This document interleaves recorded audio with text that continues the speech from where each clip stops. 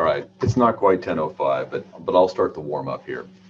So good morning, everyone, and welcome to this presentation of the webinar session by the California Range Management Advisory Committee with partnership with Cal Poly and the California Fire Science Consortium. We're pleased to be able to put this on. We're really glad to have all of you out there, and we're looking forward to today's program. I know we're going to have some good discussions, and I'm looking forward to hearing what the presenters have to tell us today. So I'm on faculty at Cal Poly San Luis Obispo, so I run the Rangeland Resources program on campus at Poly, but more importantly, I'm the chair of the California's Range Management Advisory Committee. So one of the committee's activities is we're trying to extend public information about the use of rangelands, and so part of that is the use of grazing animals on rangelands. And as you all know, California, we're in a bit of a pickle with wildfire management. And so one of the activities that the Range Management Advisory Committee did in previous years was we were able to have grazing added as one of a number of tools that are part of the tool set for the vegetation treatment program that the Cal Fire can use. And so the additional grazing, we knew that once we got the approval to allow grazing to be one of the tools being used for managing fuels, that there were a lot of people who needed some help in education and learning exactly how to do it and what you can do with animals and what you really can't do effectively with animals. So today we're going to try and cover some of that topic. We see grazing fitting in as one of those multiple tools, including prescribed fire, hand treatments, mechanical treatments, and other things. For managing vegetation. Our interest in RMAC is to maintain the long-term viability of grassland and brushland ecosystems in California. So the goal is not to obliterate vegetation. The goal is to maintain vegetation in a state that produces good wildlife habitat for all the species that we manage in the state of California, provides food for wildlife, and then also food for livestock that they're used across the state. And so it's finding that right balance. And so grazing is a tool, prescribed burning is a tool, and other things are tools, all part of this larger package. We've got some terrific speakers lined up, and we're moving on. So I'm going to look forward to introducing them here shortly. So let's begin. For those of you who are not very familiar yet with using Zoom, those of us in academics are getting really used to using Zoom, and some of the rest of you are as well. So to be aware, what I'm assuming on most of your screens, you should see at the bottom of your screen a series of buttons at the bottom. The buttons that are available to you today, so as attendees, you won't be able to verbally interact with the panelists, but you will have available to you the chat bar. So you feel free to use the chat bar to ask for assistance if you need anything. We have a Q&A button down there. The Q&A button is for asking questions about particular things, and the staff and the panelists will be paying attention to that chat bar as the Q&A bar as we go. So if you have questions that come up during the course of a presentation, we encourage you to use the Q&A button and put a question in there, and we're going to try to answer questions as rapidly as we can, either with the panelists themselves, maybe when they're done giving their presentation, or the staff here will feed the panelists some of those questions when we get to a break in the presentation. So please use those tools. Also, you should all have received by email from me today a link to there's going to be a discussion session held from noon to 1 o'clock.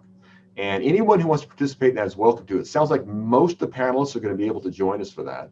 And so if you'd like to actually ask some questions, have a dialogue back and forth discussion, that other Zoom channel will be used for that at 12 o'clock. So use the link that I provided with you. You are able to join that either online or you can just join by phone. So feel free to avail yourself of that. All of the sessions, as Stacy's repeated a couple of times, will be recorded. They are being recorded. They will be posted for public use following the meeting. I've almost got last week's done. It should be posted hopefully within the next few days or early next week. So that is all coming together. This one will be posted, and next week's session will be posted as well. The general theme, as I close out, so the Range Management Advisory Committee, or we'll call it RMAC for the meeting, our goal was to provide public information and for folks to use in doing community level planning for fuels management and the incorporation of grazing. Grazing is not the only or best tool in all situations, but it's one of a set that can kind of be part of a toolkit that can be useful. We're going to talk today about the use of grazing both in rural communities, so where ranching is a part of the business, and ranchers have had a long history of living with and dealing with fire. And so we're going to have that perspective today. We've also got some folks who can talk more about the use of grazing animals in more, we'll call it the wildland urban interface system, so WUIs. And so that's around suburban or semi-suburban areas. And so animals can be used in all these different environments. And so we're going to explore how that's done. So staff, anything else that I missed before I roll over to Glenn Nader? So Glenn gets that. So I'd like to first present Glenn Nader. So many of you may know Glenn. He had a long career with University of California Cooperative Extension, where he worked as a farm and livestock and natural resources advisor for Butte, Sutter, and Yuba counties. Glenn will correct me if I missed anything. And so he's now retired and he's gone off to back to ranching, I think. But Glenn Glenn produced some really seminal work in California on the use of grazing animals for managing fuels. And so his materials are still completely valuable and relevant, and we use them a lot. And I may provide a link to you so you can download some of his publications and see that. But they're very useful materials. And so I invited Glenn to come back and open up today's session by talking about the use of grazing animals. And I'm looking forward to what he's got to tell us today. So Glenn, I'm ready to step aside if you want to jump in. Very good, Mark. Thank you. And welcome, everyone. I'm glad to see all the interest in this topic, and hopefully we can give you some information that will better enable you to experience some of the use of animals and their valuable tool and where to insert them. First thing, let me give you a background on my perspective or how I come about where I am. I was an animal scientist that was transferred with Cooperative Extension or the University of California to a county that when I got there 2 months after I was assigned and arrived, lost 100 homes. Interesting enough, when that used to be rangeland, a fire went through the same area in the 30s and only 3 barns were lost. But as we developed those rangelands into homes, some of the concerns of the county changed to how do we prevent that? And then from that, I saw a value of becoming a chair for the fire safe councils in both Butte and Yuba counties and help them address fire in their area. And through that, I authored over $5 million in grants for fuels reduction, mainly using mastication and other methods and limited. 2 of the fire breaks were successful in minimizing fires that occurred that were under medium fire behavior weather conditions. I worked with the Butte County Fire Safe Council around Paradise, and unfortunately, many of those fuel breaks that were only 300 feet wide, they had served some value, but of course did not stop a fire that is of that catastrophic nature. And I think that's our new challenge as we see the dynamics of fires now are completely different than this medium fire behavior.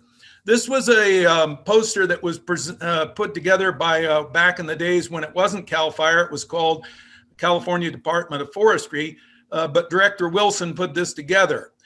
So it's still, this isn't new. This certainly had that vision way back when.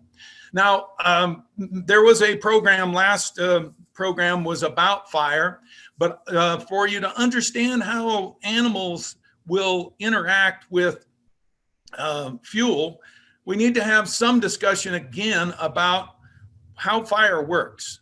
And the main thing, sometimes I kid with people and say wood doesn't burn to get people to really shake their head and wrap around this. But what you need to understand, it is not the wood fiber that ignites. The wood fiber has to be preheated and it gives off a volatile gas that then combusts. So what we're talking about is thermal transfer across the landscape. That's what tells us whether we're going to have a catastrophic fire or a mild fire, is how it's transferred.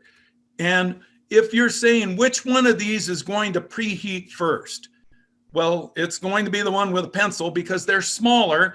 And so it takes less heat for them to then start putting off gases as compared to the larger diameter sticks. So that tells you fine fuels play a big part in fire management. And if you notice on both of these things, both fire behavior and what they call the fire triangle, fuel is a part of it. And what we're going to talk today about is how livestock grazing can impact those fuels. Now, over on the fire triangle that you see with oxygen, heat, and fuel, firefighters are taught, take one of those away and you can stop a fire. So that's a very important concept if you take fuel or heat away, because again, if it can't preheat, it can't combust. So the other one on the other side is how it affects on the landscape and how you get certain fire behaviors. And part of that is weather. And of course, if wind is blowing, it's going to transfer that thermal energy across the landscape much more efficiently. Instead of it going up in the air, it's going across the air, across the landscape, and preheating in a much more efficient. Why are fires more catastrophic on sharp slopes? So topography plays a role, because as you move up the hill there and have that, look how efficient on a steep slope preheating is, because the fire, instead of going straight up in the air, is preheating the fuels as it moves up the hill. And that's why it will move much faster up a steep slope than it will on flat land. But again, fuel is a main component of both of these aspects. And so that's why in fire management, addressing the fuel is one of the key things. And looking at how the fuel is arranged, because again, we're talking about transferring energy across the landscape.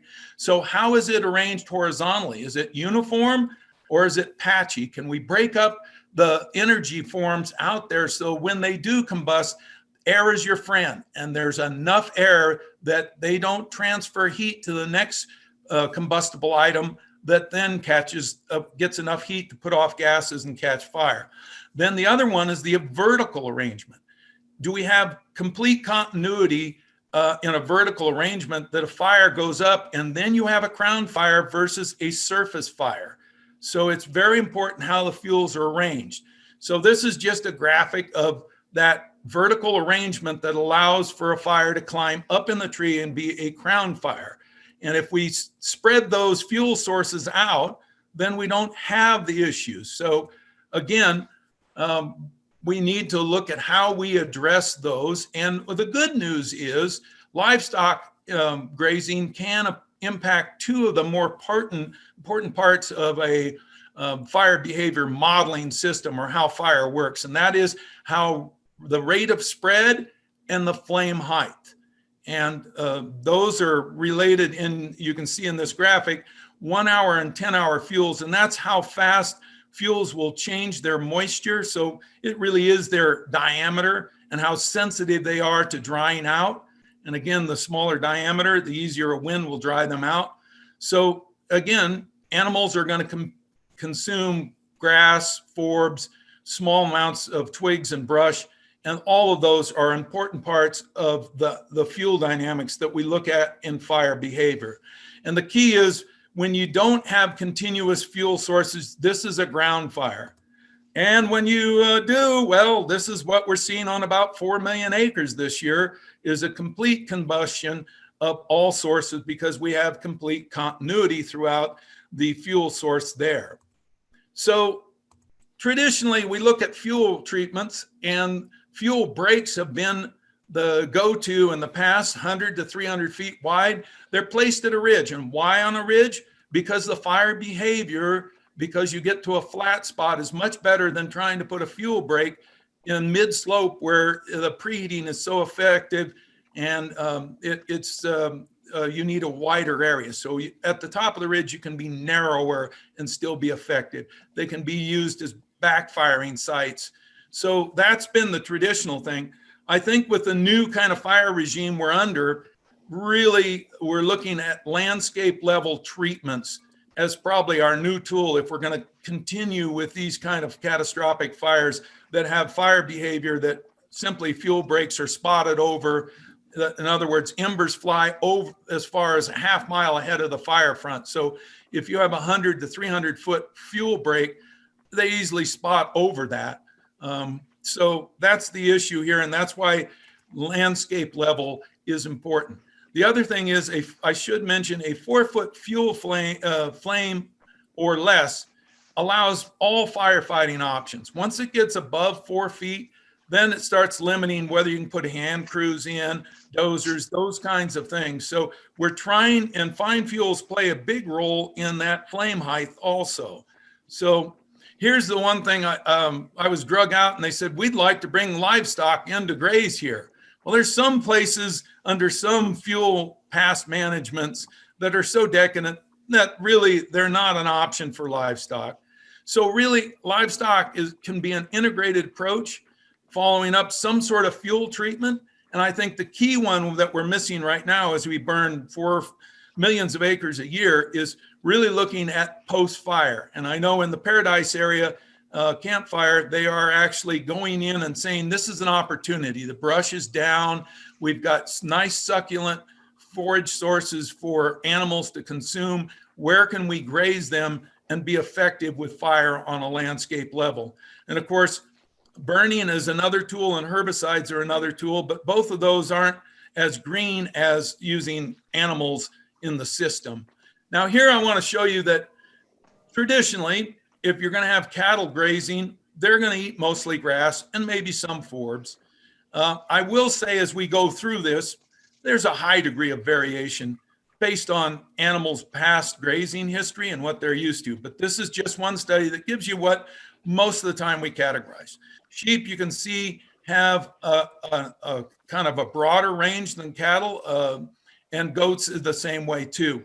Interesting, in goats, they have the ability to deal with certain compounds and that sheep and cattle can't in their saliva. That deals with tannins, which we'll discuss a little later.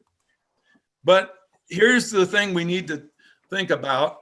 Animals are interesting things. You think they're pretty simplistic, but they're not. They actually have a biofeedback mechanism that humans have pretty well lost. And they're able to sense nutritional needs and sort food sources to meet those nutritional needs. The other thing they also get feedback on is plants have secondary compounds. That they've developed those to address bugs that attack them, animals that eat them, and so it's their protection mechanism to reduce grazing. So the other thing is animals' interaction with plants and what they consume can be controlled by many things. So I guess one thing is I want to make sure you understand that grazing isn't a light switch. It isn't flipped on or off. It is highly variable how it's employed. So the frequency of which you graze, the intensity, number of animals, there's a sense of competition amongst animals when they're in tight confinement that they better eat something or somebody else will. And so what they're going to consume will change completely as you get them in there. And of course, duration, they'll eat the best plants first, but then they're forced to eat other less palatable plants if you leave them in long enough. So those 3 tools in management will depend on it. And again, there's cattle in Nevada that you can bring in that will actually eat certain forms of brush. So I don't want to be as simplistic as saying cattle eat grass and won't eat other things. Most of the research now shows that prior training, when they're with their mothers during rearing, sets them up for what they eat and how they consume it. The other interesting thing is a mixture of animals. In Israel, they use all forms of livestock to graze for fire reduction uses.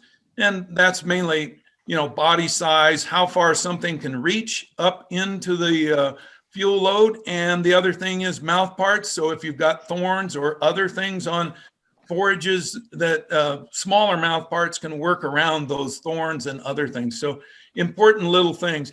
Here's a study that shows you, again, kind of flips things on its head.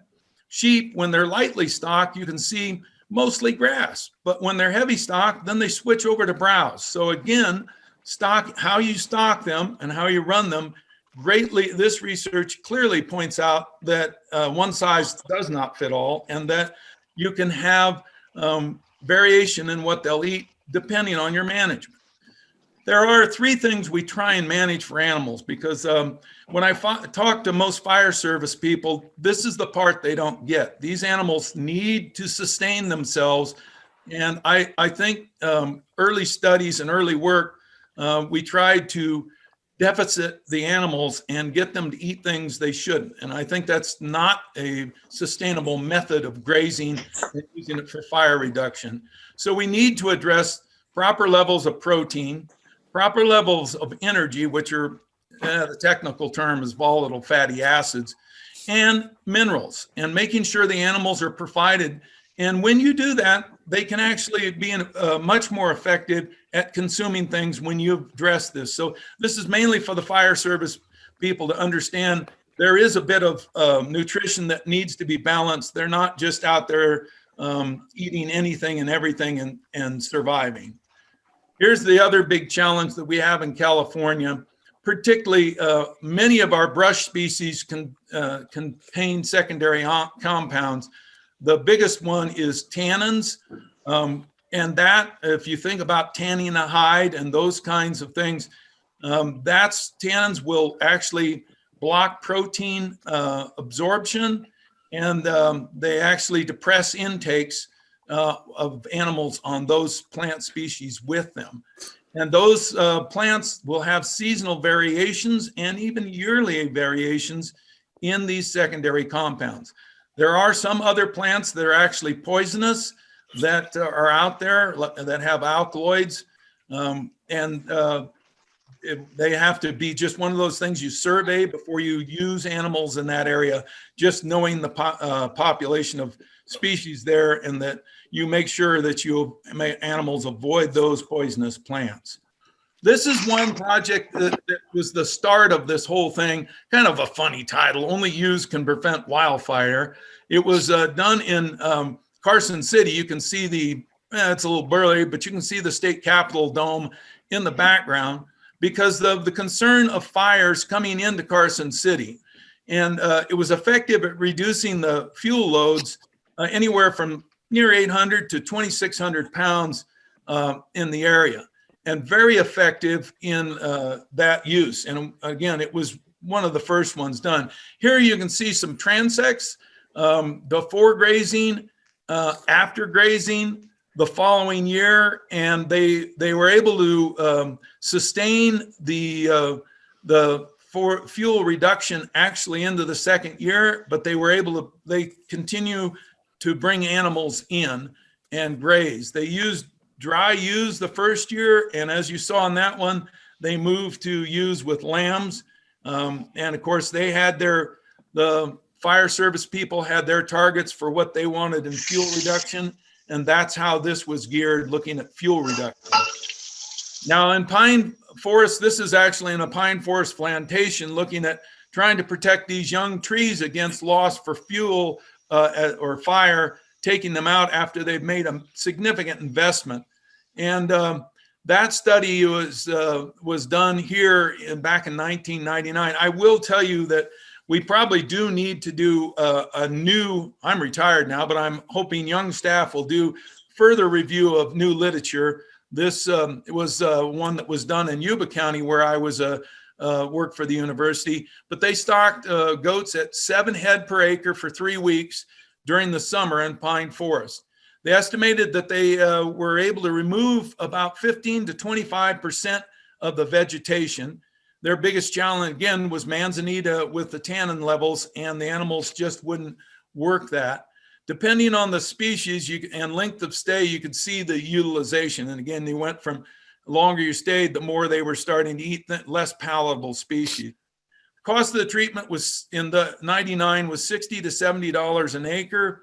The real challenge for the forest timber landowner was they could use $60 to $125 an acre and get 75 to 90% reduction.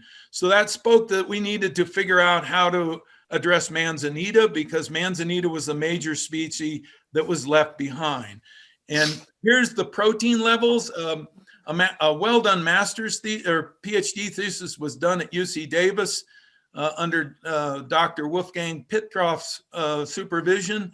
And Naomi found that protein values vary on brush species in California. And the time of year, they do vary during time of year. So this is important information for grazers to realize when they may strategize, or fire service people to strategize, what species do I have when it's most advantageous for the animal to be utilizing them for their protein requirements.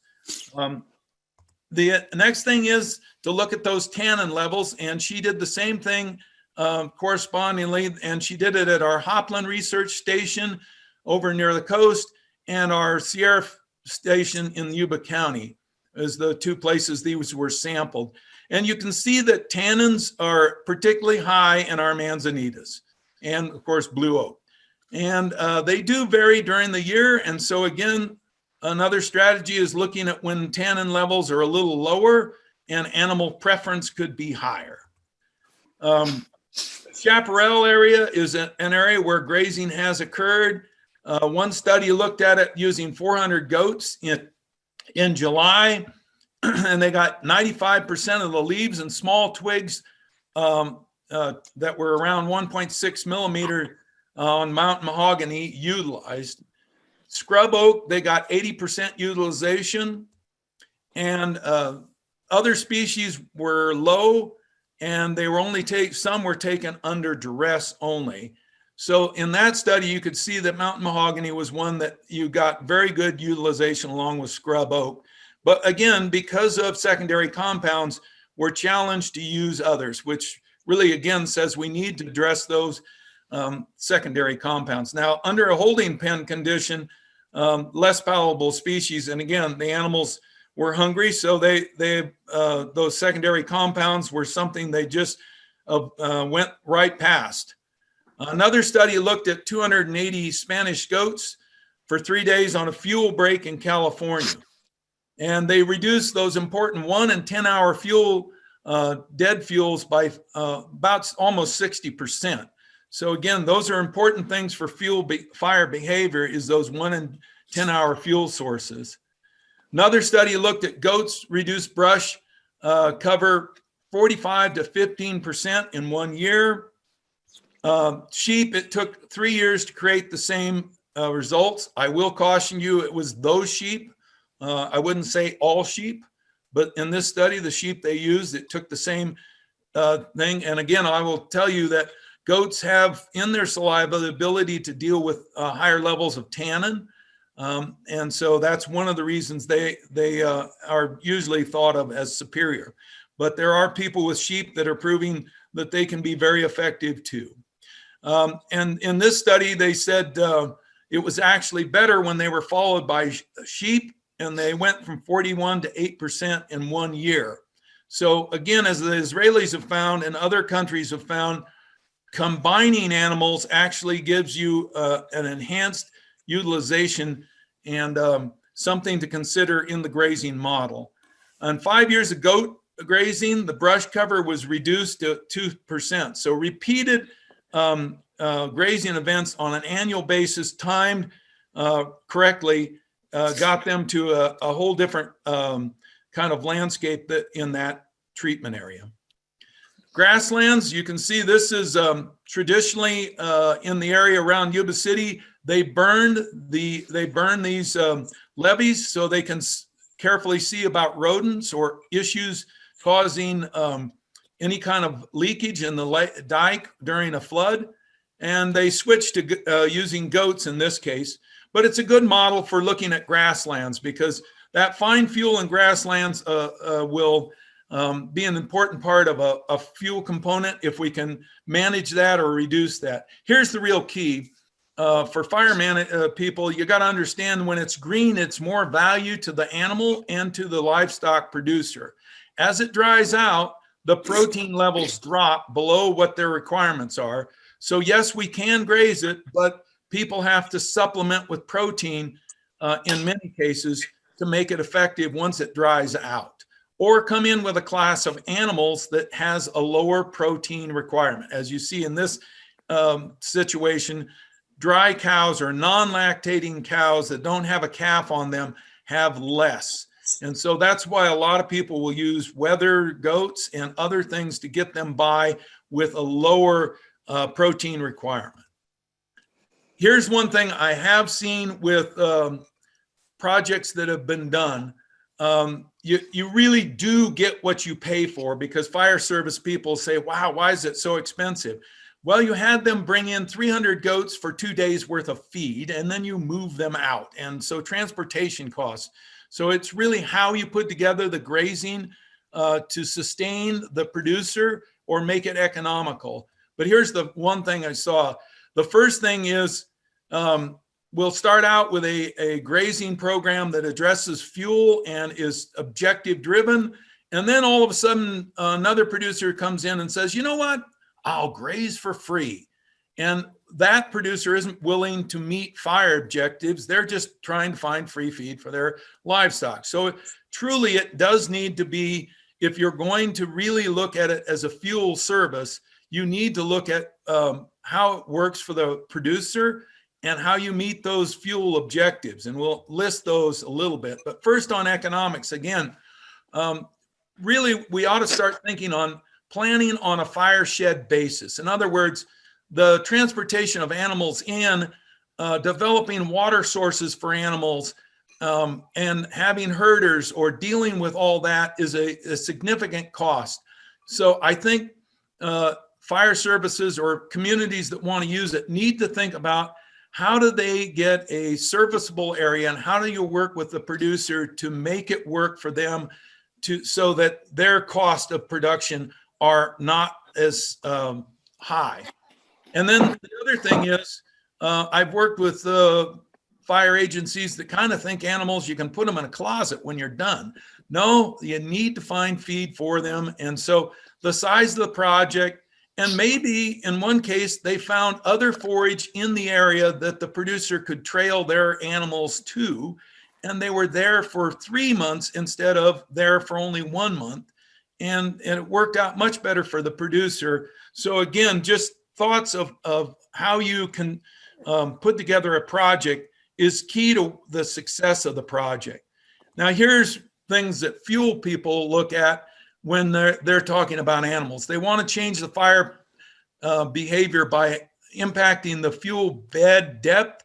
And in some cases, in Israel, they actually feed and use hoof action by putting out supplement and other things to trample and break up fuel beds. They'll talk about, fire scientists will talk about fuel loading, percent cover, and ladder fuel. So those are some of the things as grazers you need to be interested in addressing, or at least understand those terms, look up those terms, and discuss with a fire scientist or fire managers what they're really looking for and how you can best achieve that. Here's the last thing I'll say. Grazing is a dynamic tool with many variables. And so education of fire science, fire managers is really important. And having a good discussion with the person you're bringing in to graze is an important key in it. Here's, I think, some of the things. We have a challenge for secondary compounds. There are some UC people working on it, but Utah State University has a whole section and has been doing quite a bit of leadership in work on tannins. And so with reduced budgets that the University of California is looking at, probably the thing that makes the most sense is to try and work with Utah State instead of having that expertise locally. The other thing is, in Israel, they use PEG that binds tannins that allows them to get higher intakes by animals on tannin producing plants. But the one problem we have in the United States is presently the Food and Drug Administration does not have a clearance for this to be used on food animals.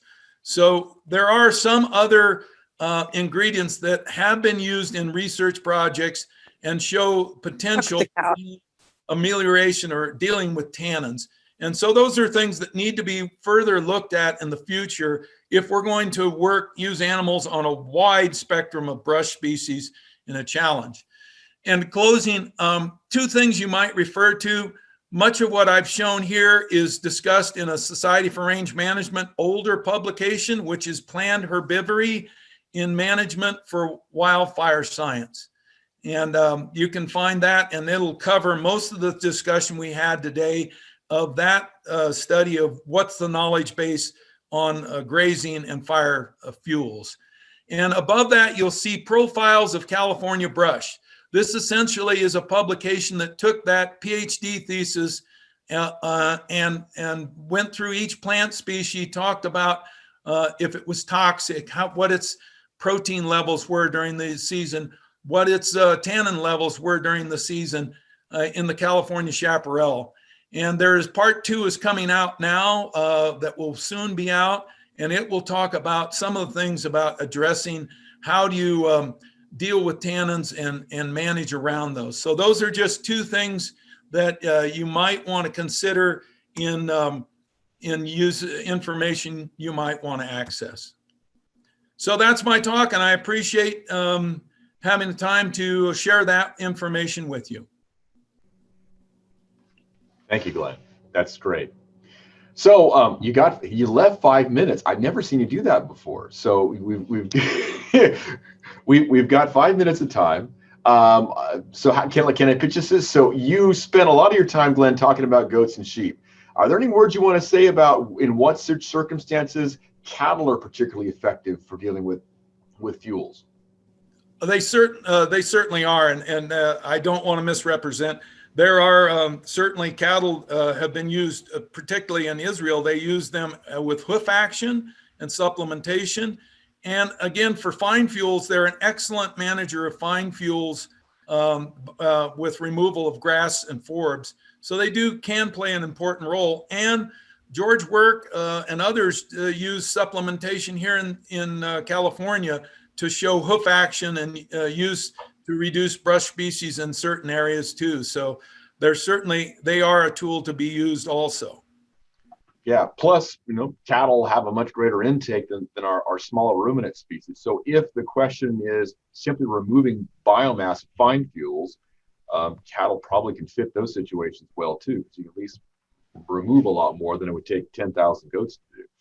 And there is less predation by dogs or other things, which are an immediate challenge as we get in the WUI area or any area nowadays. Awesome. We have 3 minutes left. Anybody else, staff, crew, are there any questions that I missed that we could pitch at Glenn before we let him go? Great. Well, Glenn said that he's going to be able to pop in by phone for the discussion at noontime. So feel free to come and let's talk some more things with him at that time. Glenn, thank you. I appreciate all you gave us today.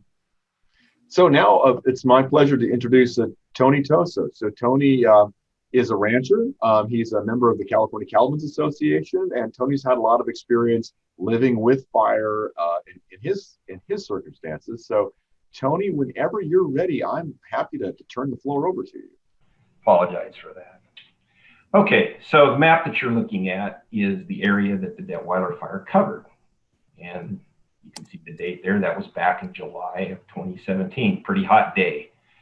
And if my cursor's working okay, you can see Hornitos down here. And our property, or our base, our home ranch, is about where my cursor's at. One of the first properties I'm going to show you, we rent a ranch that's up in this area, and that's in the area where the fire had started. Just to give you a little perspective from a map to get going here. Okay.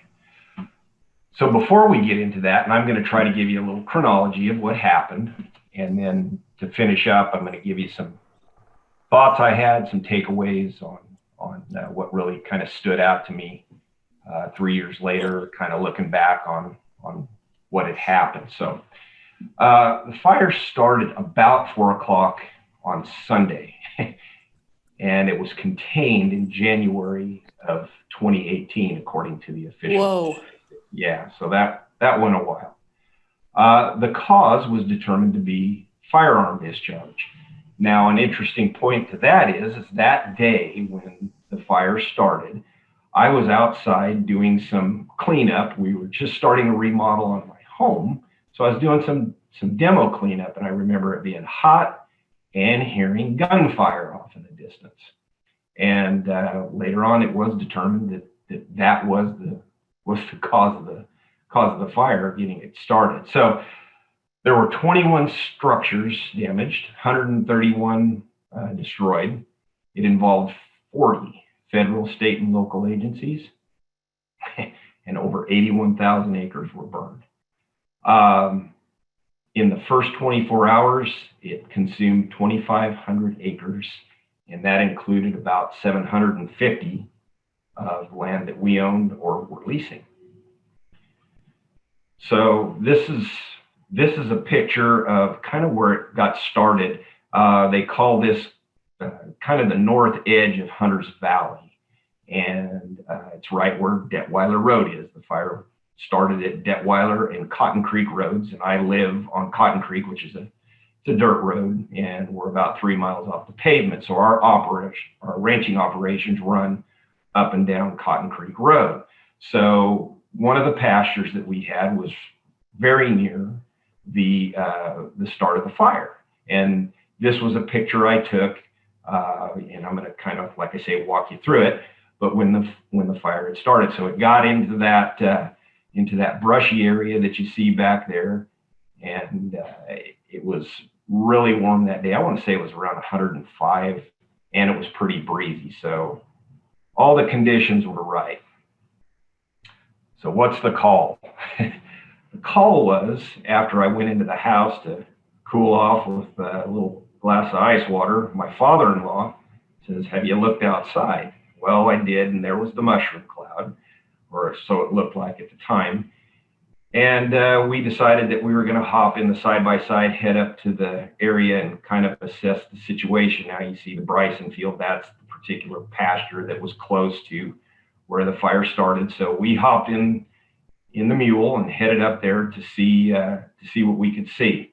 So we observed and just kind of tried to figure out what we thought we could or couldn't do, and then we headed back. We decided to head back to the headquarters, which is probably about 2 to 3 miles from that particular pasture. Now we had 20 cows on that 160 acres, and so what we decided to do was to get some hay put out and kind of chum those cows to alongside the road in case we needed to move them. And by the way, just stepping back a little bit, each year we typically cut some fire breaks with the tractor around the farmstead areas and take a few precautions, but as you'll find out, that really paid off in the long run. And this particular picture here is when we came back, threw a little hay out to the cows. Now it's a little blurry, and that's because this was a video. So right here was our second trip, and we're setting out a little hay, like I said, to keep these cattle close by, so in the event we needed to move them. We got done doing that, went back up to the site, observed a little more, and decided it was time for a third trip, this time though to come back horseback, just to be ready. So we could tell the fire was moving rapidly. The CAL FIRE helicopters were going in and out of Lake McClure, dumping water on and trying to, protect homes that were in that area. So we get saddled up and ride back. Very, very seldom do I ever take my phone, but I decided to do it this day when I'm out checking around on horseback. So I get a call from Jeffrey Serpa, who happened to be a grandson of a good friend of mine. Never have talked to Jeffrey before, but he called to see how we were doing. Jeffrey's a fireman, and he heard on the scanner where the fire was, and he called to check on us. And this is going to be kind of one of my points that we're going to talk about when I get done is, never expected this call, but he had information, and he had found out that this fire had jumped Detweiler Road and was coming toward us. And when I told my father-in-law what he had said, his face got about the same color as the white on this screen. And we decided, boy, it was time to move. So we started pushing those cattle back home. What you see in the picture there again is another video as we were working our way back. This is about 8:30 in the evening. So we started at 4 hours later. Here we are, and now we're this is serious. And I can remember riding back,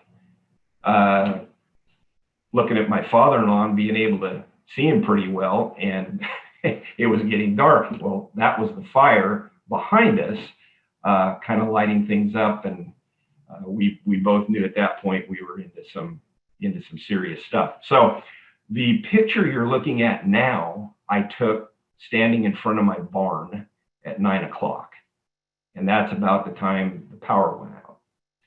So again, it just keeps getting more serious and more concerning as time goes by.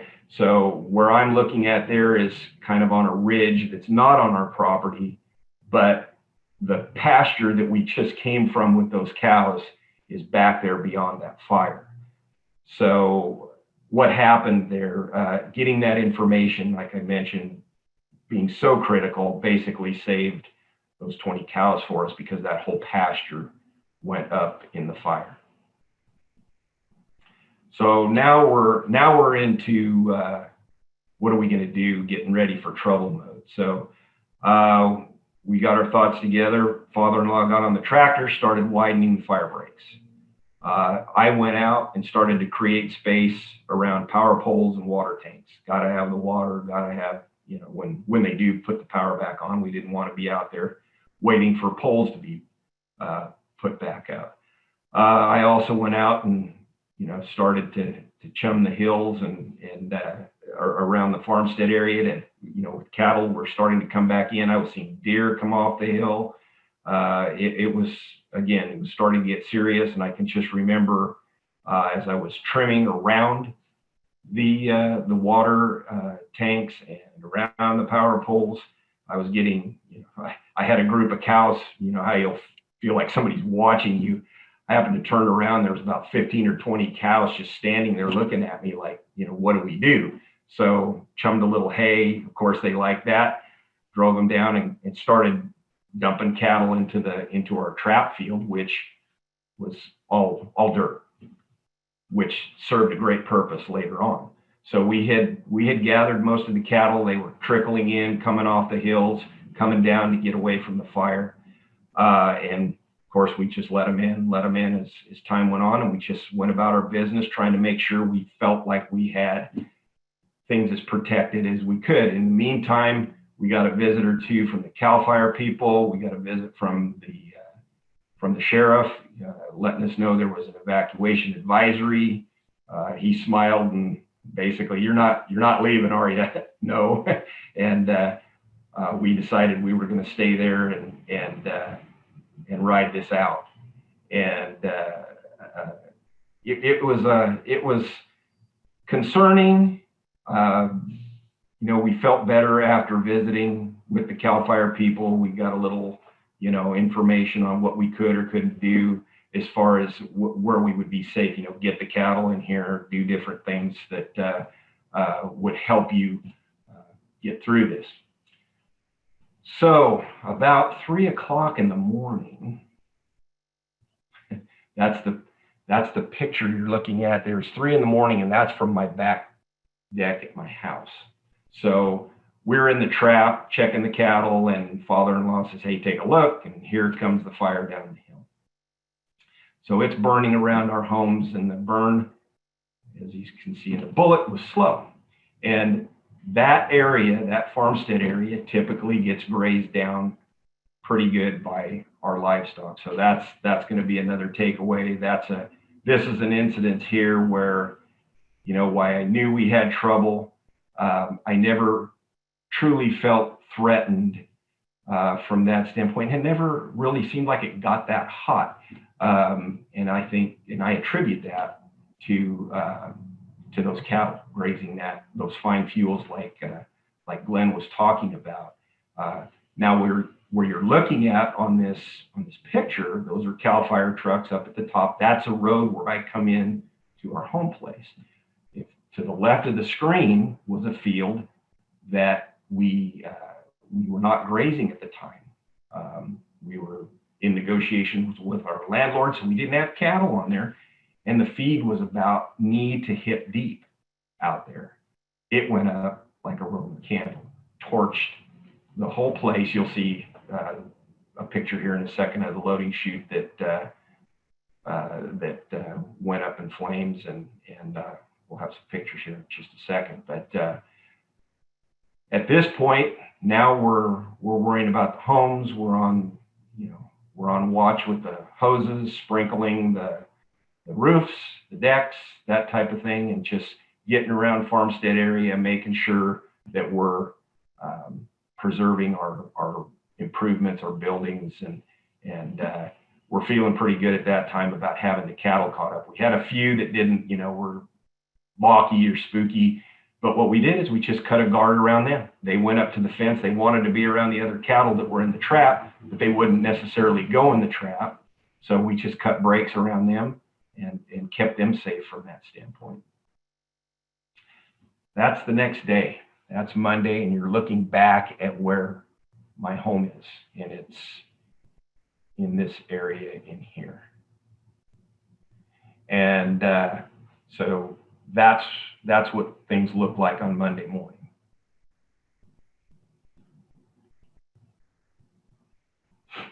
Damage assessment time. Where are we?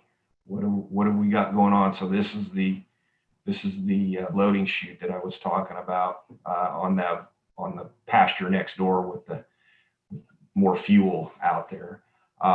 This you can see is behind my home. This is where the well was. Of course, we've got a generator on there running it now, so we can make sure we have water. That the fuel tanks, the water tanks were not damaged.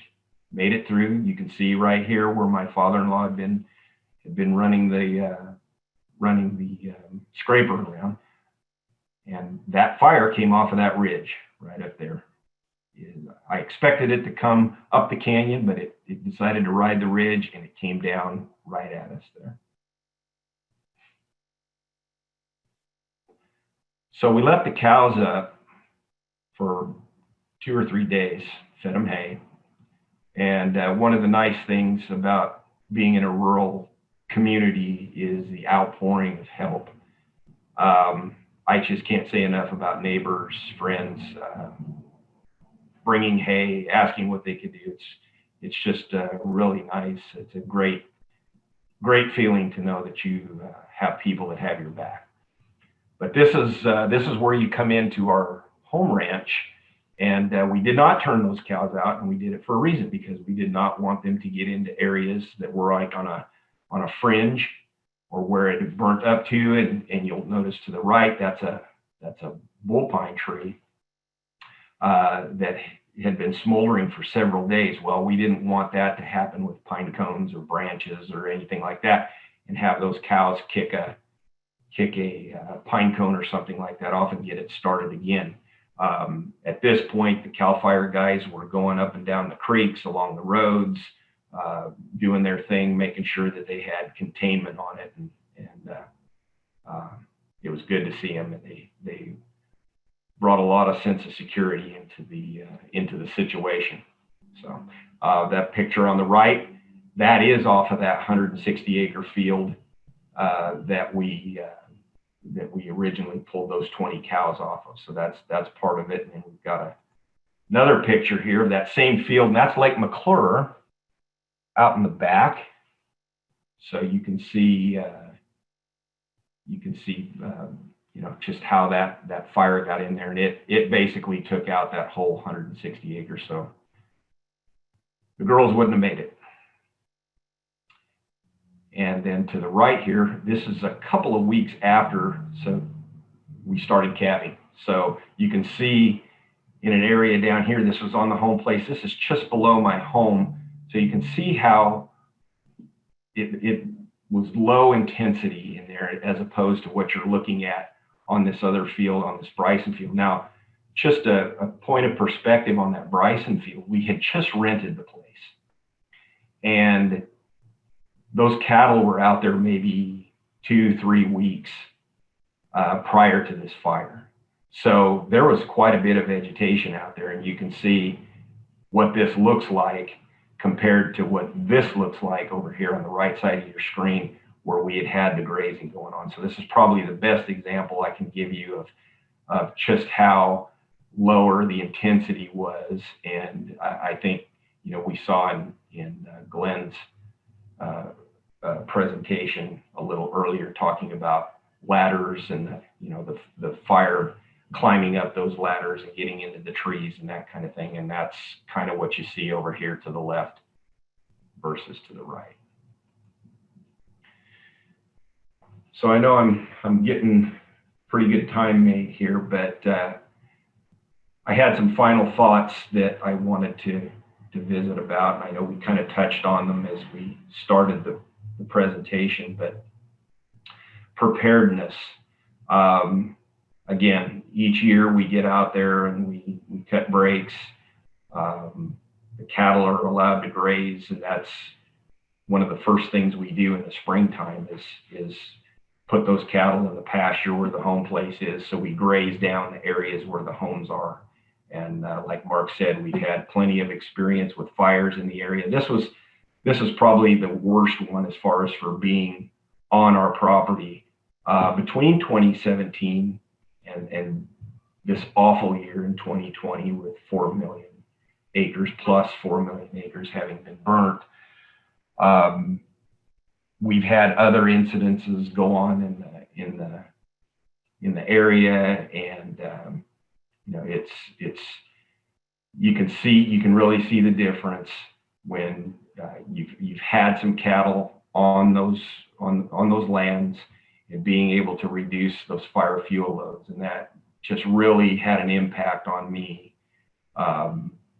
Looking at that rented ranch versus our home ranch, and just the feeling I got witnessing that, and the way that it burned. So, and the preparedness part of this is so critical.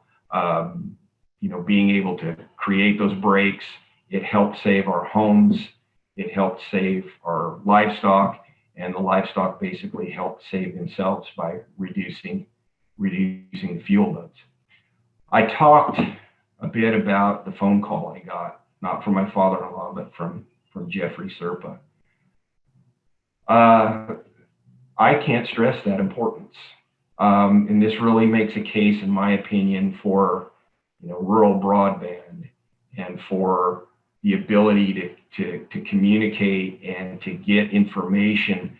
I see this as a great two-way street that can be a win-win, not only for the ranchers, not only for the homeowners, but for first responders too, to be able to understand where things are at. It's one thing to look at that map like I had in the first slide and say, hey, this is where the Detweiler fire happened, or this is where the creek fire happened. But when you're on the ground and you're looking at a hill, or you're looking at an open area, and like I mentioned, there've been a few events that have gone on since this 2017 fire.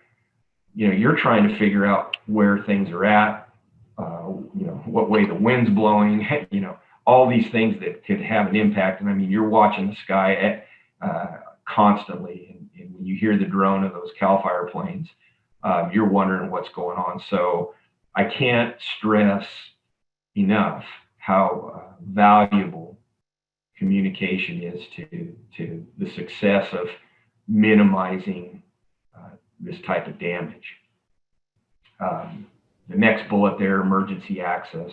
So this happened on a Sunday, and I don't think Mark mentioned it, but I've also have an ag appraisal company, so I'm quite often on the road going back and forth in addition to our ranching operations. Had I not been at home that day, I probably would not have been allowed to get back into the ranch, because within an hour or two of the thing starting, there was CHP in front of the gate, and I'm on a dirt road with a gate in front of it, and he was not allowing anyone in. I had a good friend, a neighbor, that had cattle pastured just beyond us. Everything was okay there. Those cattle were able to get down to the lake and stay away from the charge of the fire. But he was not allowed to get in. They would not allow him, and I understand it. But if there's anything that I've been hearing about a lot lately, as in my duties with California Cattlemen's Association, I'm first vice president there, and I chair our fire subcommittee, it is the ability to gain access. Now, we're not talking about walking into the towering inferno. What we're talking about is being able to access in situations like I was in, and being able to protect your property, your livestock, your families, your homes.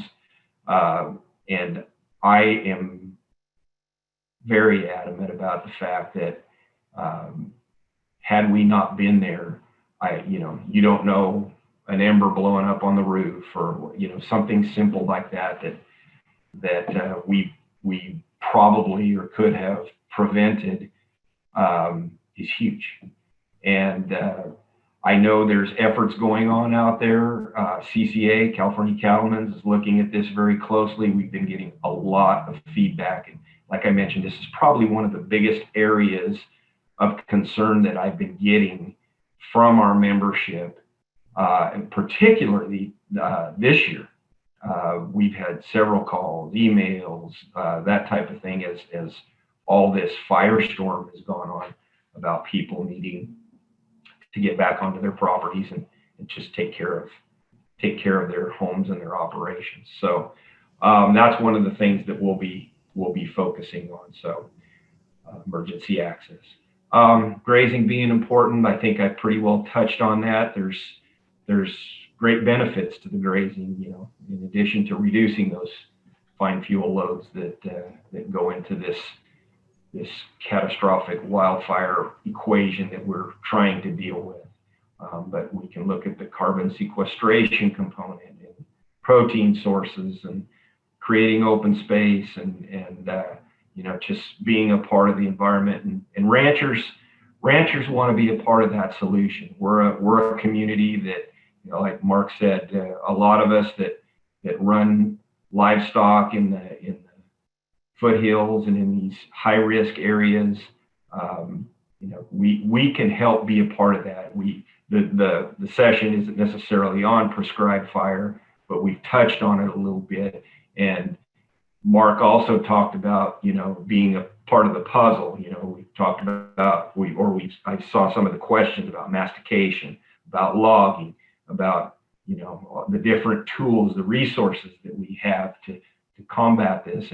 And grazing, I believe, is going to play a very important role in this equation. It's not the sole, it's not the only, but it's a big part of it. And when you can come back onto these burnt areas, or using prescribed fire and using the livestock to manage vegetation and be able to help be a part of the solution, as opposed to just sitting back and not doing anything, I feel very strongly, and so does our membership at CCA, that grazing can be a big part of that equation, and we want to be a part of that solution. So that's pretty much what I have.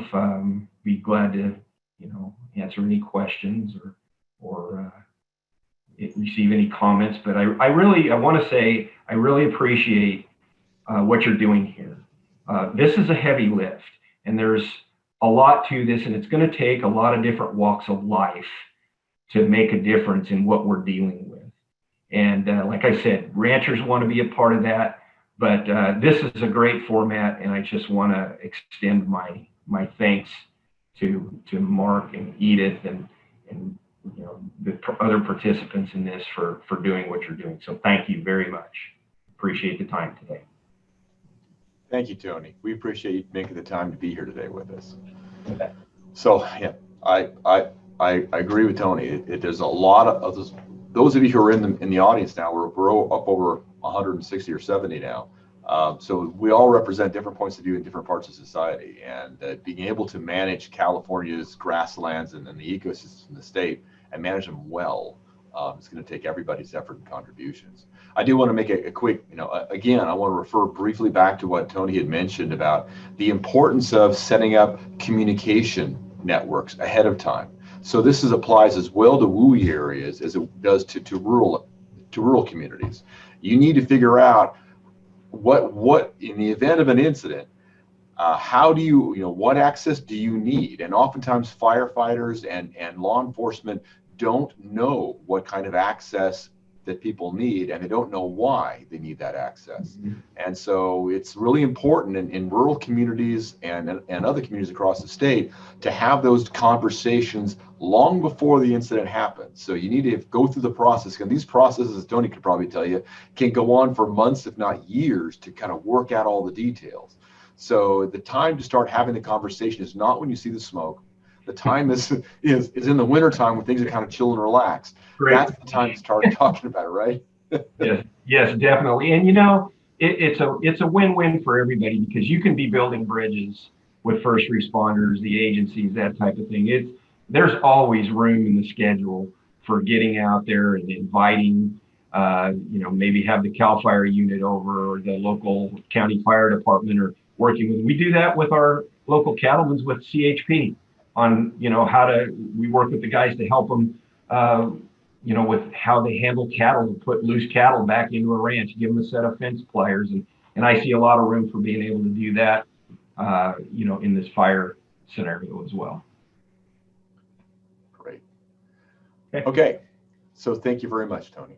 Well, now I'd like to, the time is moving on fast, so I'm going to roll this over. So we have also with us today Andree Soares and Marie Hoff. Andree is the principal or president of Star Creek Land Stewards. She and Marie again are going to bring us back to our small ruminants. Andree is a business professional who uses small ruminants, goats and sheep, I think chiefly goats, to provide grazing services. And then Marie has been also involved in small ruminant management, has been very involved over in Mendocino County. And so both of them are going to talk about some different aspects of using these animals for particular grazing management practices, and particularly in the context of fuels and wildfire management.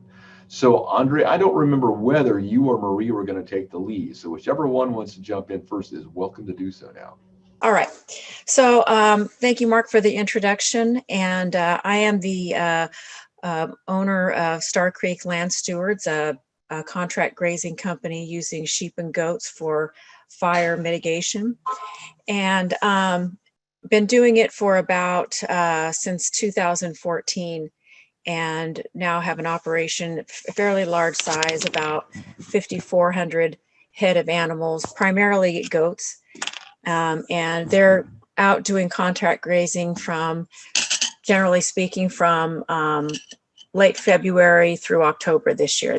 Actually, there's some still out now. This is late for us, and I think it's purely a symptom of the environment and fear that we still have animals out grazing, because people are catching on. So I wanted to talk to you a little bit. I kind of want to give you a layout of what it kind of looks like when you bring a contract grazing company of this scale in. We have quite a large team. This is part of our team that worked up in Marin County last year, but we have a full team of about 15 employees. The largest classification of employees we have are our herders.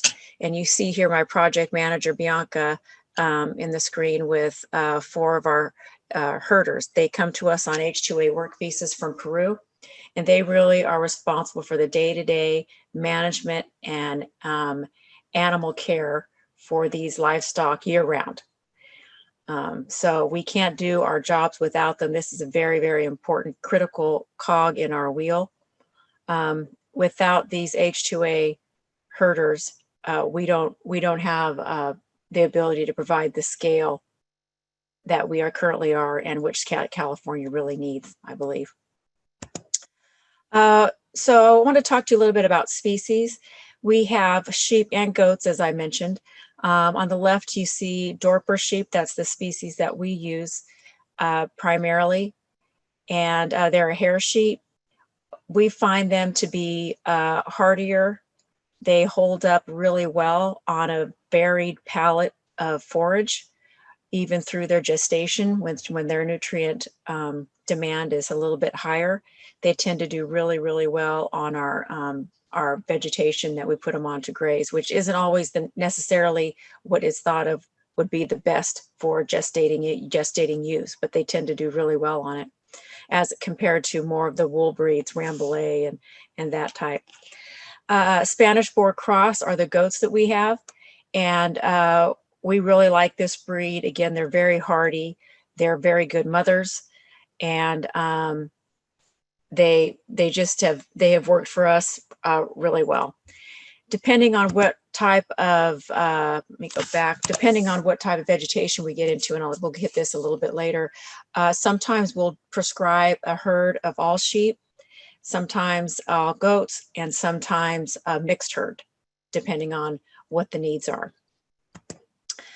Dogs, another cog in our wheel.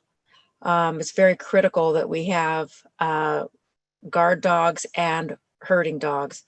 Our guard dogs will live out with the herd, and in fact, they begin their stint with Star Creek Land Stewards. We breed our own, but they are raised with the herd. So as soon as they're weaned from their mother, shortly thereafter, they're put in with the herd, and that becomes it facilitates the development of their already really good instincts, and they learn to live with the herd, and that's really where they want to be. The border collies, also amazing animals, well trained, they're very smart dogs, but they're well trained by our herders, and they really augment our team tremendously. So types of herds. As I mentioned, we will prescribe we may prescribe all goats, all sheep, or a mixed herd. And we sometimes get even a little bit more specific than that. And we'll talk about that in a minute. Goats tend to be browsers, which are nose level and up is really their preference. They will eat head down. If you put them in a pasture of grass, they will certainly eat it. But their preference by nature is to be browsers and to eat from nose level and up.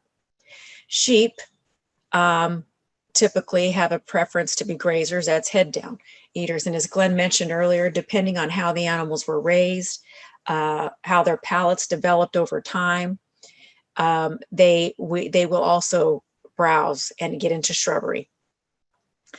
So mixed herd, we would prescribe that if we have mixed vegetation of brush and grass.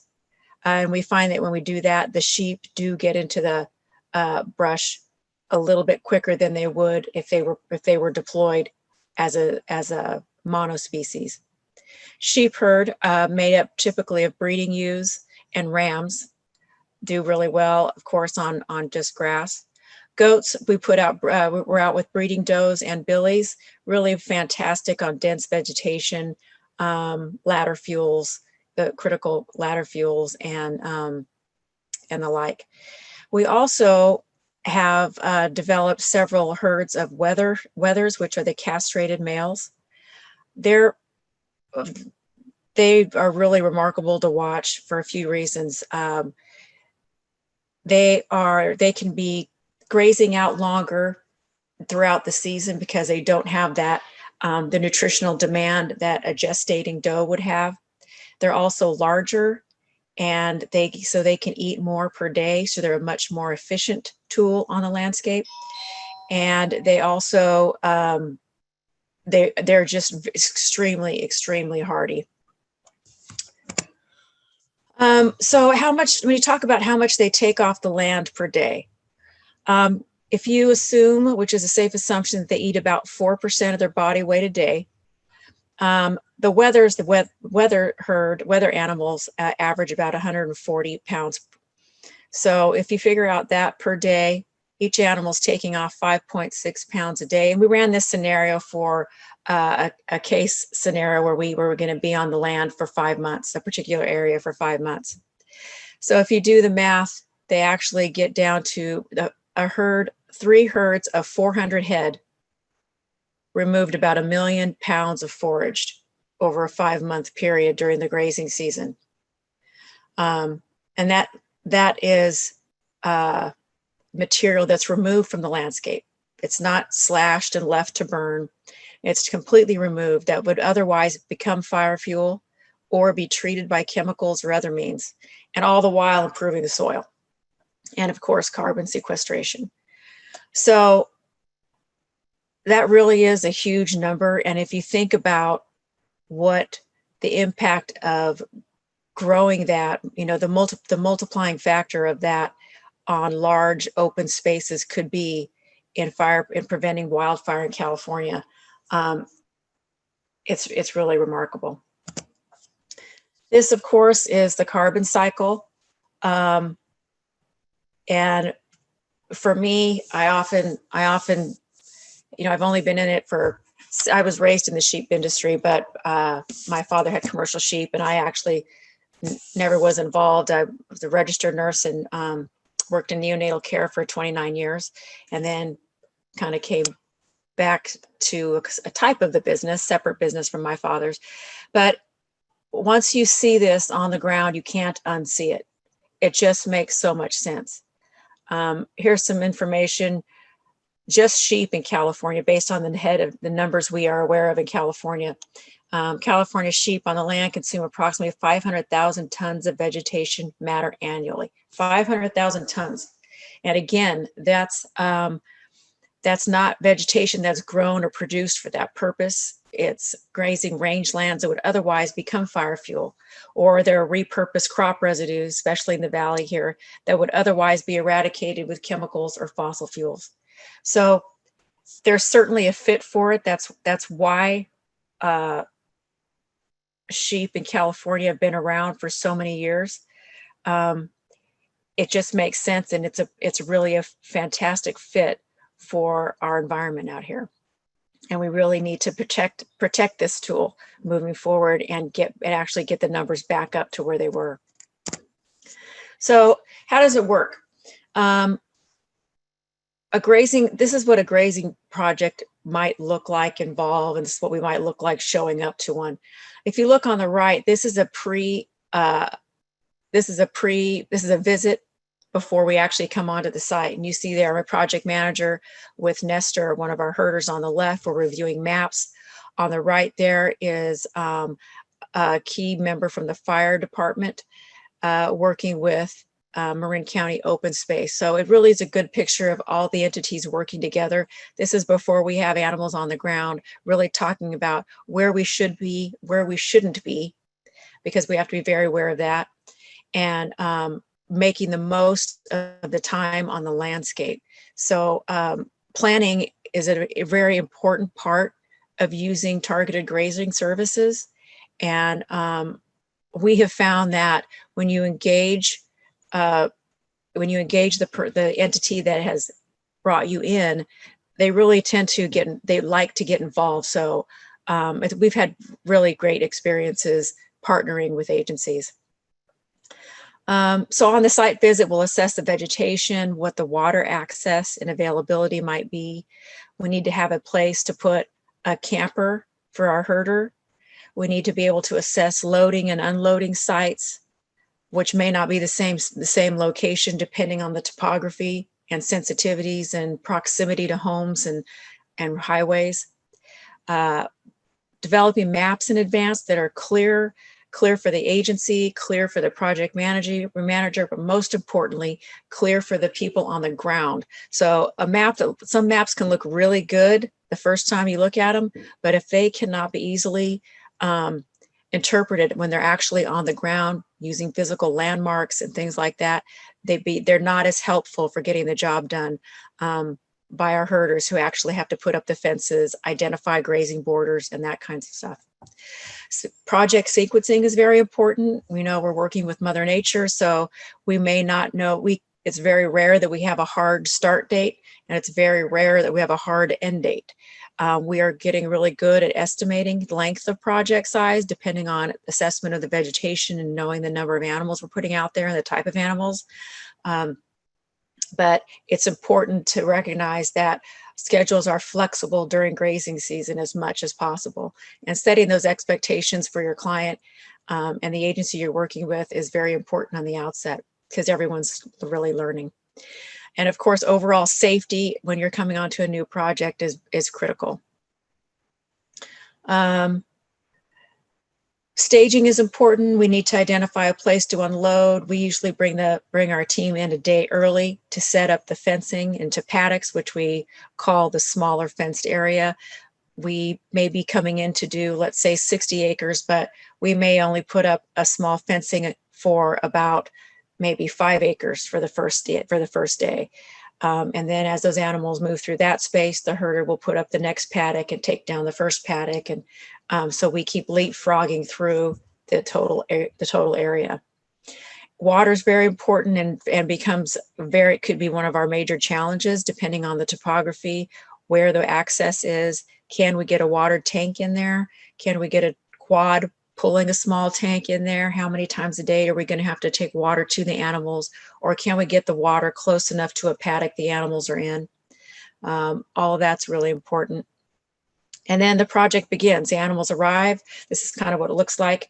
Here you see the trucks. We've got a portable corral system, a water tank, and the camp trailer there. Transportation, also a very key and can be complicated part of the operation when you're moving lots of animals among lots of projects at one time in up to 6 different counties at a time. Depending on the access, we may use the large semis with semi-livestock trailers you see on the left. Those are most efficient most of the time, but during the grazing season, we get to use those the least because we're not moving into large open areas. We're often moving into areas where the best we can do is get a gooseneck in. Sometimes we can't get a gooseneck in. We have to get it as close as we can and then walk them the rest of the way.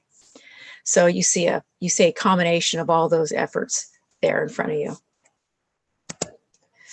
So what's the annual cycle like for us?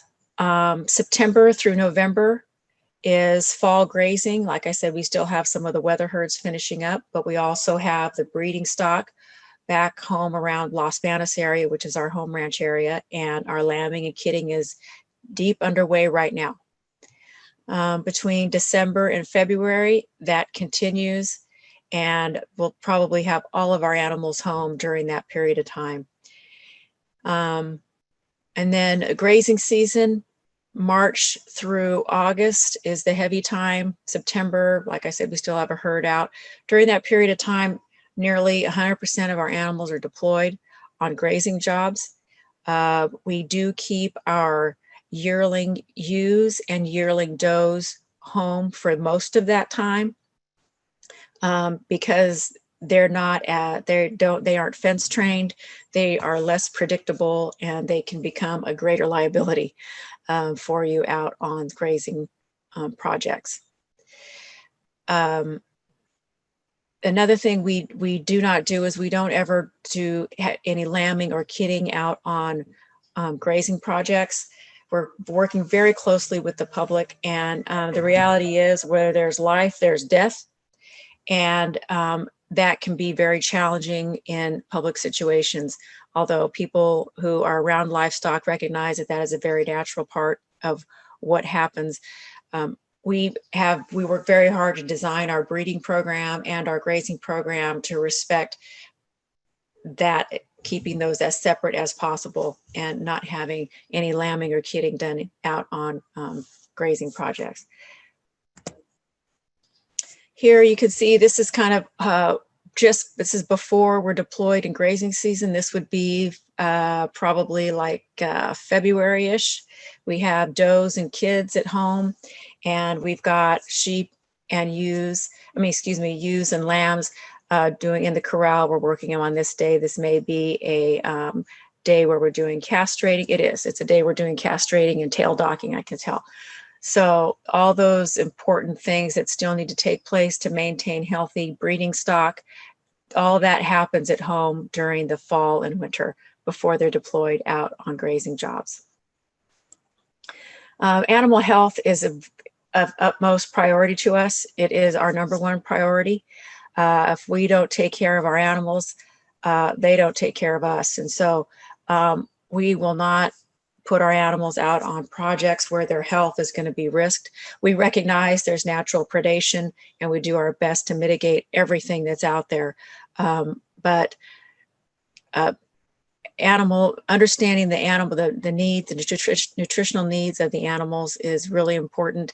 And then providing supplements when you're out on projects where those nutritional demands may not be able to be met just with the forage that's present. We not often, but we do recognize and are always assessing the need for supplements when animals are out on grazing projects, particularly later in the gestation, late summer. Here you see what some animals out on the projects. You see goats here on the left. It's important. We work a lot, very, very closely with the public, or often interfacing with hikers, bikers, passersby, neighbors, all sorts of people. We have to be very concerned about pet dogs off leash. And of course, our fencing that we use is all solar powered electric mesh. And so signs are really important. You will get a small charge a little jolt if you touch the fencing. So it's very important we have good signage and are willing to engage with the public when they're out.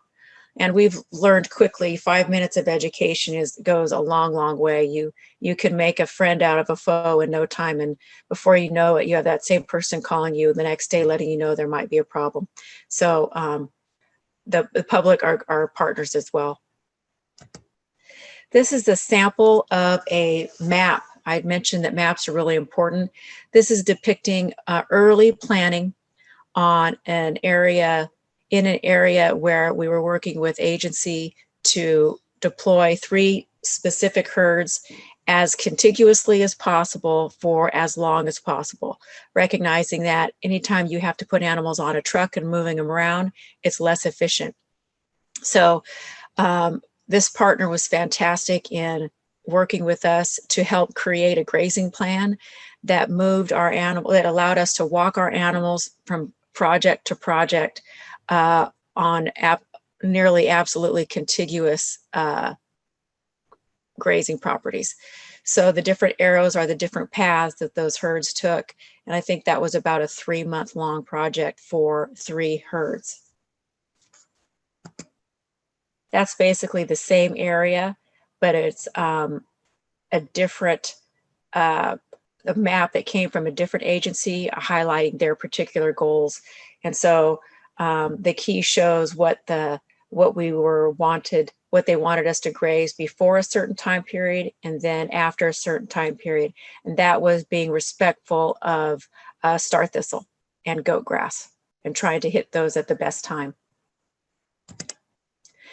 On the left here, you see one of our all sheep herds. They're deployed at actually for a construction company that was building a huge housing development in the East Bay. And so they're needing to manage their vegetation as the homes are going up.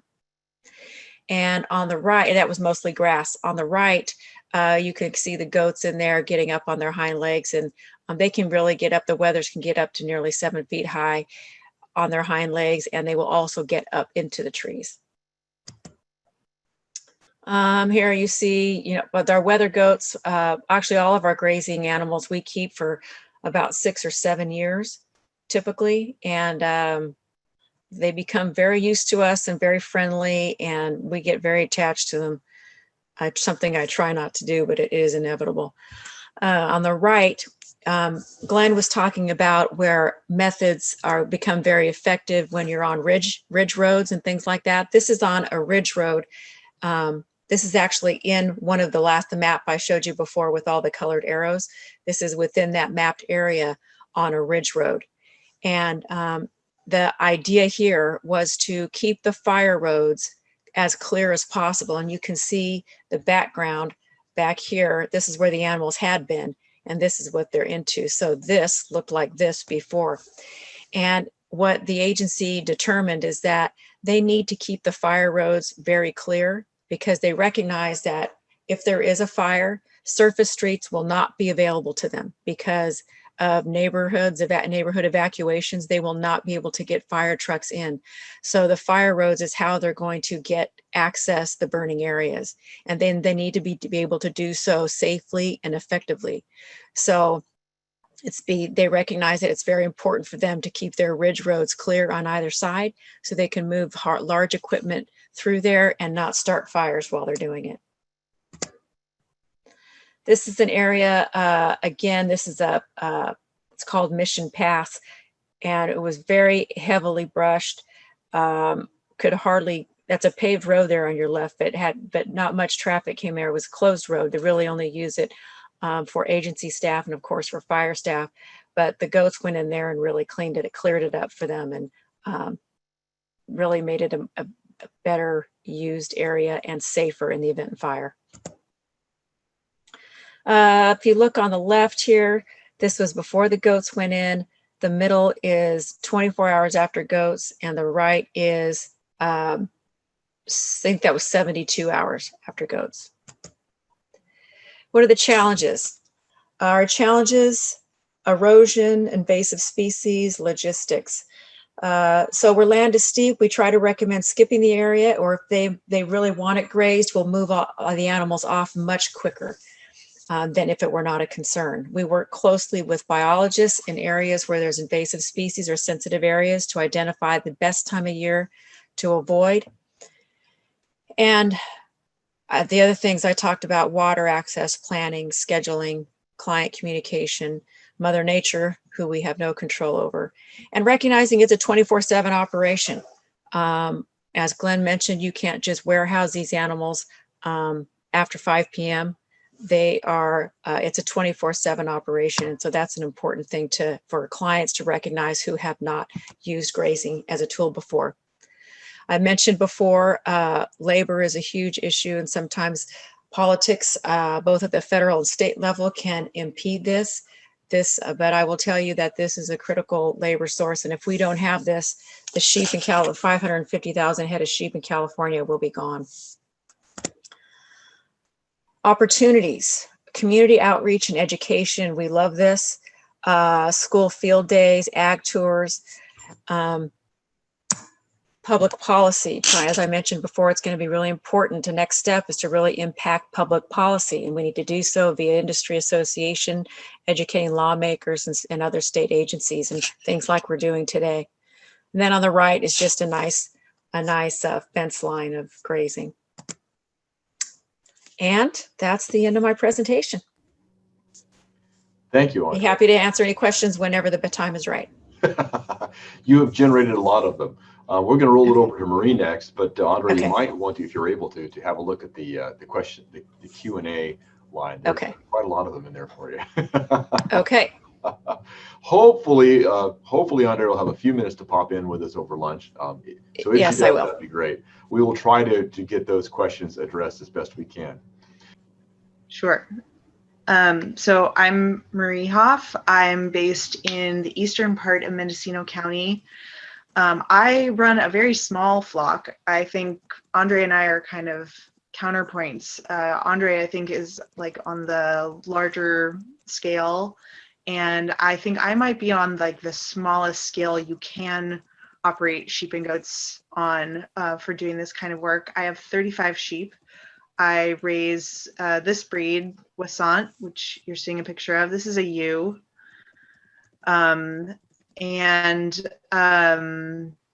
This breed, even though I have very few sheep, this breed I think is really, really wonderful for doing this kind of work. And part of the reason why I've gotten so involved with being an advocate for using grazing for fuels management and for mitigating fire concerns is that even though I operate this flock for grazing services, and one of the services I offer is fuel load reduction for protection from fire, my small flock can't protect themselves from fire. Like, they can't eat their way to safety the way that other flocks might In fact, I myself am an advocate, not so much for my ability to offer services, I feel, as it is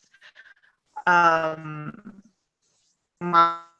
safe by other flocks doing this work. And that's not to say that we don't make any impact. I would say we work on an individual level because our contracts are typically private landowners between, say, 5 to 10 acre properties. And, so those are individuals who are helping harden their homes and their properties. But when it comes to, catastrophic fire, the fire that we were near this year was the August complex fire. And that fire is apparently our state's first, what has been termed giga fire. It was over 1 million acres. And it ran through several different counties. And so when you're talking about fire on that kind of scale, we're very vulnerable to that. So I think it's really important, this kind of work being done. And I think that it's critical that we have operations that are the scale that Andree is working on. And I think it's critical, actually, that we have operations that are providing services to just all kinds of different landowners, land managers, so that, our various public agencies are able to have access to these services, that farmers have access to this, vineyards, as well as homeowners that have maybe 5 to 10 acres. So this sheep, the reason why this breed, and I'm going to show you a picture of a lamb next. Those are the lambs. This breed is really great for doing this work, I think, because they are more primitive breeds. So they are both grazers and browsers. I don't actually include goats in my operation, but these guys do a great job with things like coyote brush, poison oak. They'll eat blackberry leaves. They won't eat the canes necessarily, but they'll eat the leaves. And they're pretty small. So these are some rams. I don't know if you can tell from this picture, but these guys weigh about 50 pounds each, whereas your sort of average adult ram is probably more like 200 pounds. So these guys are really easy to manage. They're really easy to load and move around. They still have an impact. They will still eat all kinds of grasses, but they are a lot easier to load and to move around. And I'll also say that I did not know a lot about sheep when I first started. I did not grow up in a rural area or in any kind of sheep culture. I saw my first sheep in 2012 when I was 29 years old, and I started working my own in 2013. So a lot of this for me is just learning as I go. And I refer to it as grad school that I don't have to pay for often. But so I think that, there's a lot that I feel like I have insight into, because I can think about the way that I thought about things before I was really out on the land, really out working with livestock and seeing what they could do. And I now have these images in my head that I see every day. So this is a picture of an area that we have been grazing somewhat regularly for the last 3 years. And this is the kind of image that I have in mind now about grazed area livestock can do. I see these kinds of images every day, but you know, before I had started doing this kind of work, I didn't. And one of the things I've been thinking about is how we can get these images, how we can get correct images in people's minds, like your sort of average mainstream suburban or urban dwellers' minds about grazing and what they can do. So I use this image and then this other image.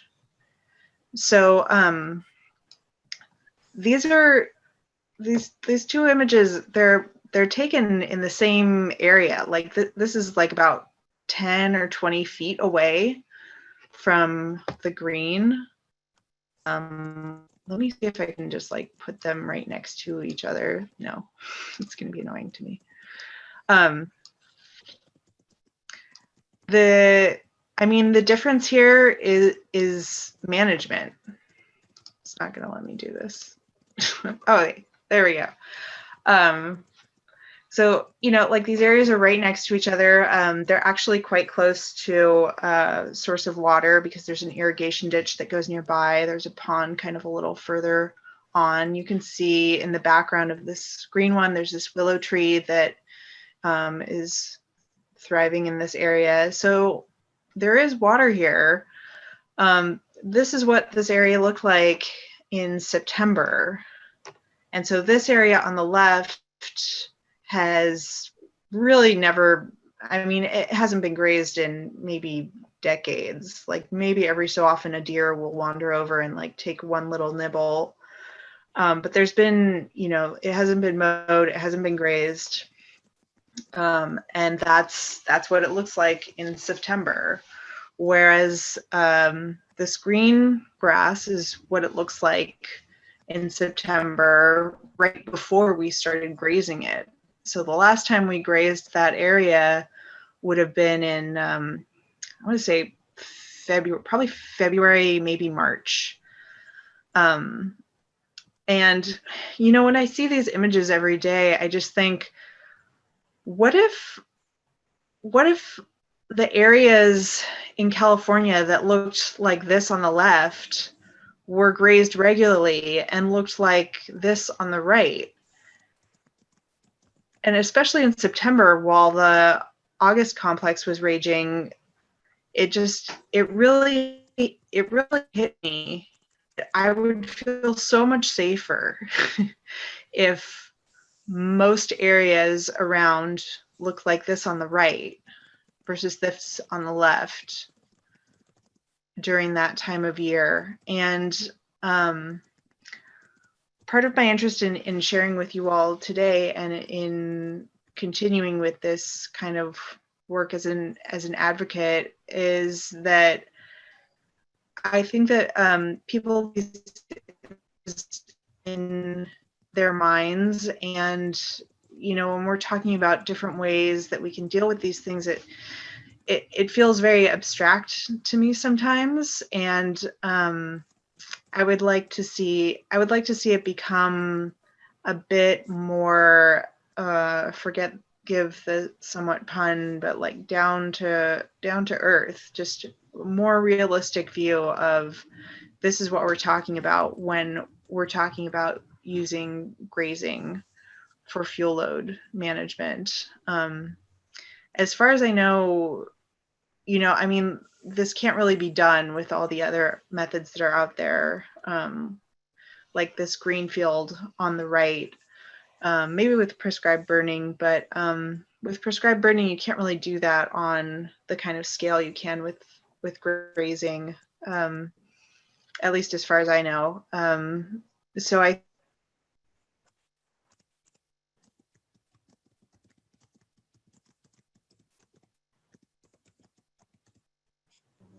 All right. Well, unfortunately, it looks like we have lost Marie due to an internet connection issue.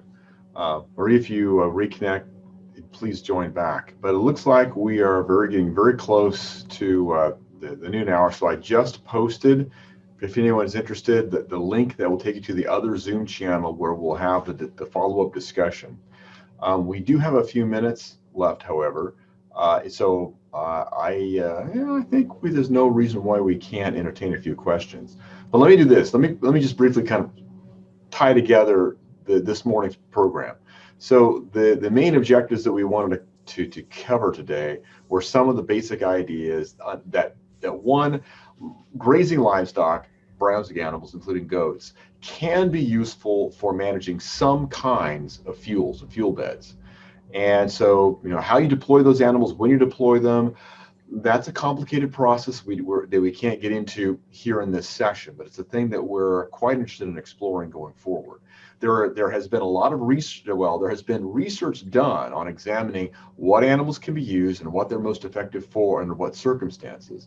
Although there's a lot of ecosystems around California that have fires, that have different kind of plant species that have not been formally investigated yet. So that work is underway.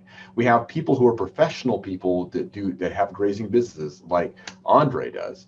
And so those people are gaining experience of their own and developing higher levels of sophistication with every passing year. So that exists. I know in some of the comments and the Q&A, I know for a fact that grazing professionals like Andree are not uniformly distributed over the state of California, and they're nowhere near the numbers that we really could use if people wanted to kind of try and exploit that.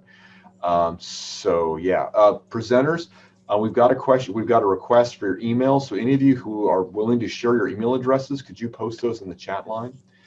So that's out there. So we know that the animals can manage fuels. I was looking and I didn't find my copy of a CAL FIRE poster, I'm going to pause. So Lynn Hunsinger shared with me a CAL FIRE poster from years ago, back before it was CAL FIRE, where they showed a bull and a cow and a couple of calves, and the poster read, "Our family protects your family." That dated from the, I think, 1970s, I believe. So it's long been known in the firefighting community that if you're going to go fight a fire in rural California, you really want to go fight a fire in areas that are in ranch lands, because the vegetation is not eliminated, the vegetation is just reduced sufficiently that firefighters can often go into those areas and fight fires with a higher level of safety and a higher level of being able to control the outcomes of the fires. And so we know that the grazing animals can help, and we are using grazing animals now in WUI areas and in suburban and semi-urban areas for doing this kind of vegetation management. Is there a lot more to learn?